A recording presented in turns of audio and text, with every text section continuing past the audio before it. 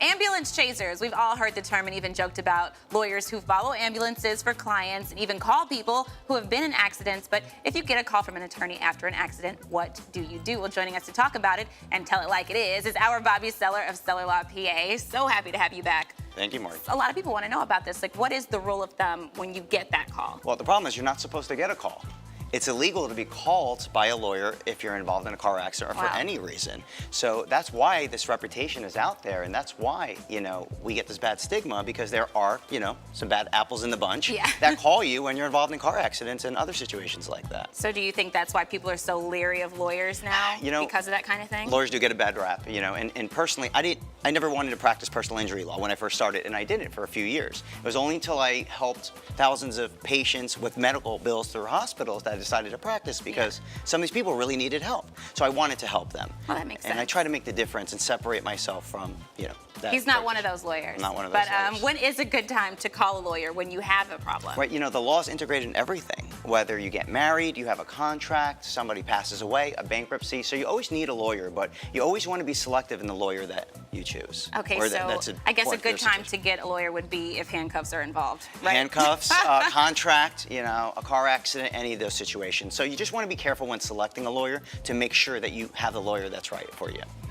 Do you have any tips for maybe estate planning? Is that a time to get a decent lawyer too? It is. I mean, hopefully you do it beforehand. You always want to plan ahead.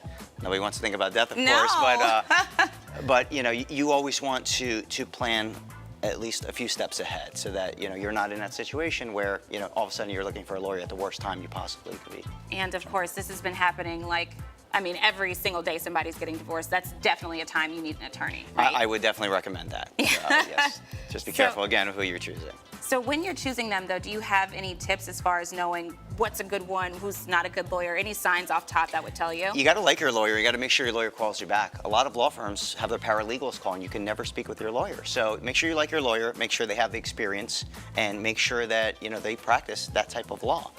Okay, so any other tips you have for people? Say, I guess, because even if the lawyer is not calling you, but if you are injured somehow, you do need one. So what's the first step after making that phone call? Is there anything? Right, so you want to make sure clearly that the lawyer practices that type of law, but don't respond to a lawyer that calls you. Again, you should never be called. So you want to do a little bit of a background check. Again, make sure you like your lawyer, and if you get in a car accident, there are a lot of steps that you have to take, which we can talk about in future segments. Awesome. Well, I have enough questions, but if you have some questions, you can email them to questions@cellerlaw.com. That's questions@cellerlaw.com. This show is brought to you by Celler Law, PA, your personal injury attorneys.